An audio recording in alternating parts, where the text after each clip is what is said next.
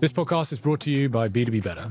Most B2B podcasts rack up downloads, but they never move the needle on pipeline. At B2B Better, we build own media systems that sales teams actually use to close deals. We've helped companies turn their podcasts into revenue engines, shortening sales cycles, improving outbound reply rates, and directly influencing millions in pipeline. So if you're tired of content that looks good on paper, but doesn't drive business results, visit b2b-better.com to see how we do it differently. I'm going to tell you about an email that a sales rep from one of the clients we work with sent me last week. And I'm not going to tell you which company, but I promise you this is real. Hi, Sarah. Just checking in on the proposal we sent over last August. Any movement on your end? Would love to hop on a quick call to discuss. Let me know if you have 15 minutes this week. Sarah never replied. Do you want to know why? Because this is the third just checking in email that she's received from the rep in the last 3 months. And every single one says the exact same thing. Just checking in. No value, no context, no reason for Sarah to respond other than guilt. And Sarah's not going to make a six-finger purchasing decision based on guilt. So here's the reality. Most B2B sales cycles are 6 months to 3 years long. And most sales teams have absolutely no idea how to stay present during those sales cycles without sounding desperate or annoying.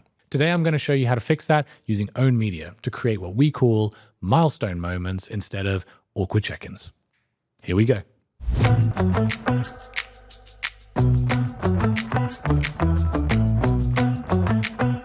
So let me give you some context on the world we're operating in. 95% of the businesses that we work with at B2B Better have sales cycles that are north of 6 months, and some go up to 3 years. These are complex buying committees. There are multiple decision makers, long evaluation periods, procurement bottlenecks, legal reviews, security assessments. And here's what makes it brutal. There are super short windows of sales opportunity. Once a customer starts actively shopping for a vendor, they're only in the market for a couple of months, maybe 3 if you're lucky. And if you don't win during that window, you're locked out of that account for a couple of years, possibly forever. So follow-up is absolutely critical for commercial teams that we work with. You have to stay present. You have to stay top of mind. You can't just disappear for 6 months and hope they remember you when you're ready to buy. But here's the problem. According to research from the LinkedIn B2B Institute, 95% of your potential customers are out of market at any given time. They're not actively shopping. They're just doing their jobs, dealing with other priorities. And your job as a marketer and as a sales team is to target that 95% in a way that when they do flip to being in market, when their budget gets approved, when their current vendor screws up, when their CEO suddenly makes you a priority, they think of you first. And that requires a completely different approach than what most companies take. Here's where most owned media strategies completely fall apart. Marketing creates all this amazing brand-first content, beautiful podcast episodes, thoughtful LinkedIn posts, well-designed case studies. It all looks great. It sounds great. Leadership is happy because, quote, we're doing marketing. Sales sees this content. They like it. They might even tell the marketing team, great episode in Slack. But they have absolutely no idea how to use it in pursuit of their actual goal, acquiring and nurturing leads over long sales cycles. So what happens? The content lives on the marketing website, maybe it gets posted on LinkedIn, and maybe shows up in a monthly newsletter that 8% of people open, but it never makes it into an actual sales motion. It never gets sent to prospects. It never shows up in outbound sequence. It never, certainly, accelerates deals. There's a massive disconnect between marketing production and sales activation. Marketing, meanwhile, are measuring downloads and impressions. Sales measure meetings and deals. They're speaking completely different languages and they're optimizing for completely different outcomes. The result is expensive content that feels good to make but doesn't move the business forward. So the question we have to ask ourselves is, how do we bridge that gap? Let me walk you through what this could look like in practice. Let's take an 18-month sales cycle, pretty typical for the companies that we work with here at B2B Better. The traditional approach is this. Month 1, discovery call. Great conversation. Prospect is interested. Month 2, we send a proposal. We follow up once. The prospect says, we're going to review this internally. Month 3, just checking in. No response. Month 4, wanted to follow up on the proposal. No response. Month 5, any updates on your end? No response. Month 6, trying one more time. Nothing. And we assume they're dead. Month 12, we find out that they went to work for a competitor. And you ask yourselves why. They say, we just didn't feel like you understood our business. You know why they said that? It's because after month 2, you had absolutely nothing valuable to say. You were just checking in. You weren't staying present. You were being a pest. So this is what we call milestone moments. And this is our approach. Month 1, we have the discovery call. We have a great conversation. We then send a proposal plus a 2-minute clip from your podcast featuring a CTO from a similar company talking about the exact same challenge that they mentioned in Discovery. The email says, "Thought you'd find this relevant." Month 3, we share an industry benchmark report that your guest mentioned. No ask, we're just giving them value. Month 4, we're inviting them to a webinar featuring one of their peers. They attend, you get a warm introduction to another stakeholder. Month 5, you send a customer implementation story that addresses their specific concern about deployment time. Month 6, now when you check in, you have context.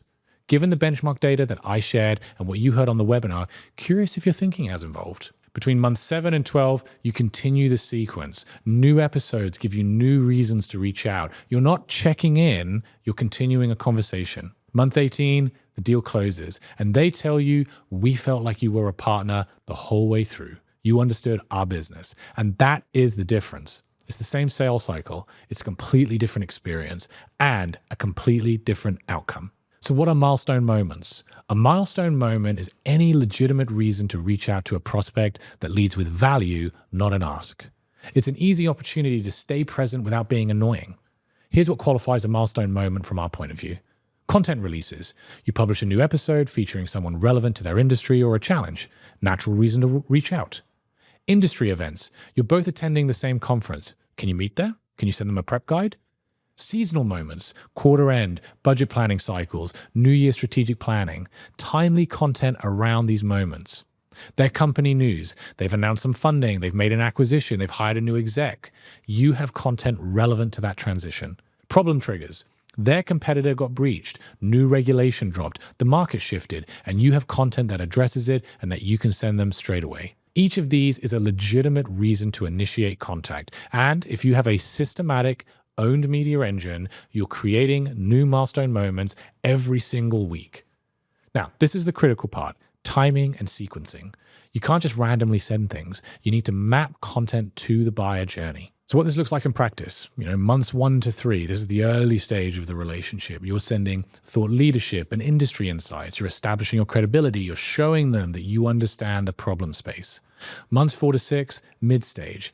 You're sharing perspectives and educational content. You're helping them evaluate options. You're making them smarter. Months 7 to 9, you're late stage. You're providing social proof, customer stories, implementation examples, reduce perceived risk. Months 10 and beyond, the final stage, you're sending bottom of funnel assets, ROI calculators, security documentation, committee materials. You're helping them get internal buy-in.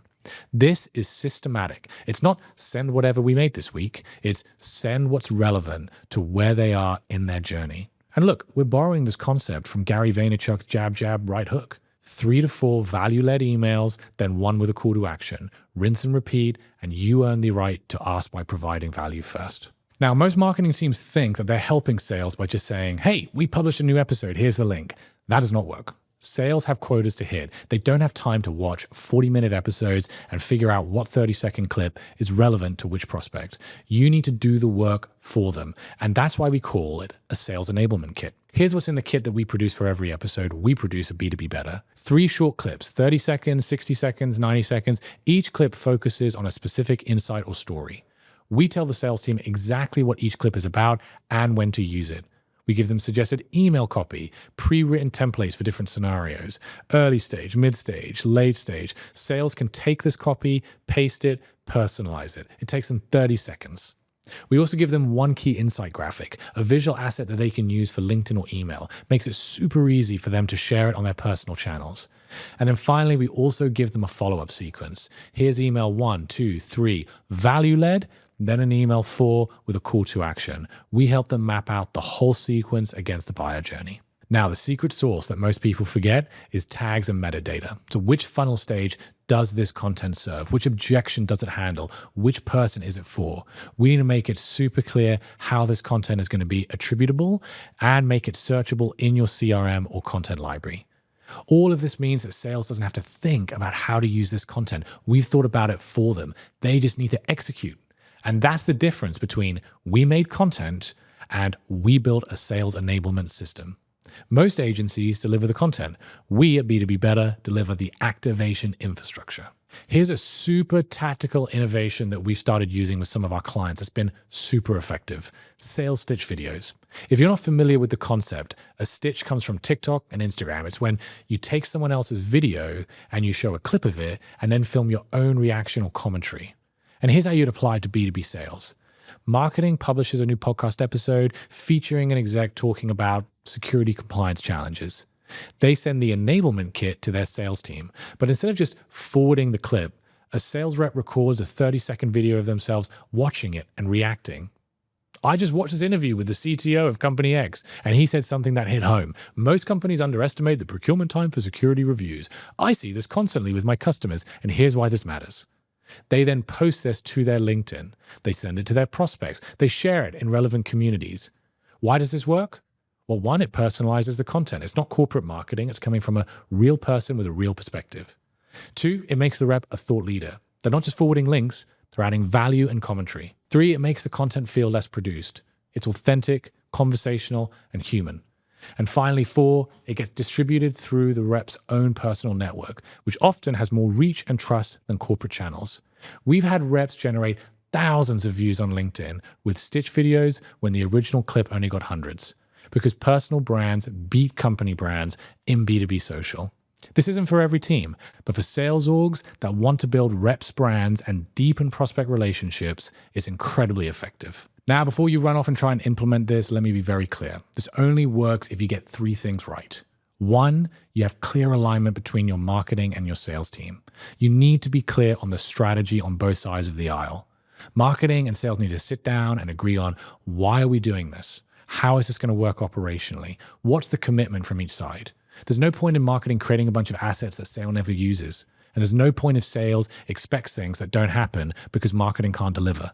This is a shared initiative, not a marketing initiative that sales is supposed to magically adopt.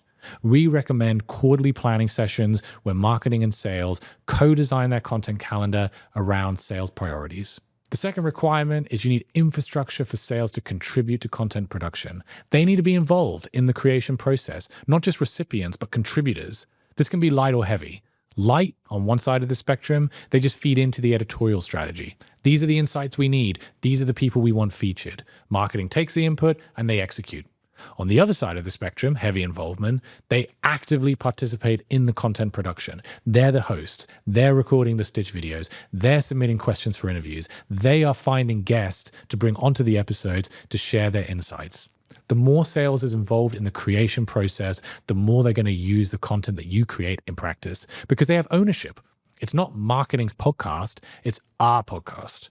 And when sales reps see their questions getting answered in videos, when they see their accounts featured, when they're personally contributing, they become your internal advocates, not just the users. The final requirement that you need is an attribution infrastructure. You need to understand where this content is going and how it's performing. This has two main components: quantitative attribution and qualitative attribution. Quantitative, if you're using a CRM like HubSpot or Salesforce, you can track the content and who it touches. Which prospects consumed what content and when? How many touches did an opportunity have before it closed? It's not perfect attribution, it's assist-based, not last click, but it's enough to show that owned media is moving the business forward. Qualitative attribution is simple. You just talk to each other. You have regular conversations between sales and marketing.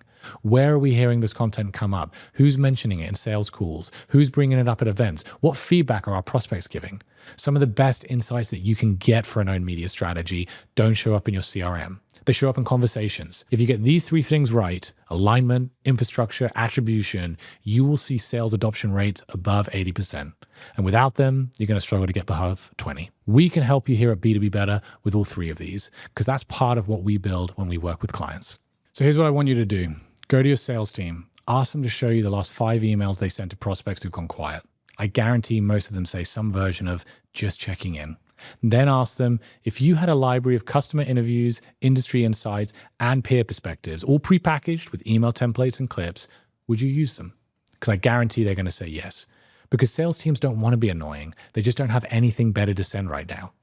If you want to see what a real sales enablement kit looks like, the exact template that we use, including email copy, clip structure, tagging system, I'll send it to you. Just connect with me on LinkedIn. It's free. take it and use it. And if you want help actually building the system, co-designing the content strategy with your sales team, creating the infrastructure, implementing milestone moments into your sales motion, that's what we do. Book a call. We'll audit your last 10 deals and show you exactly where milestone moments would have accelerated them. In a future episode, I'm going to be breaking down the exact multi-segment framework that we use to design podcast episodes that serve every funnel stage in a single recording.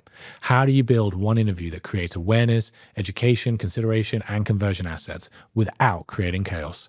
That's coming up. I'm Jason. This is Pipe Dream. Stop running attention and start owning it. See you next time.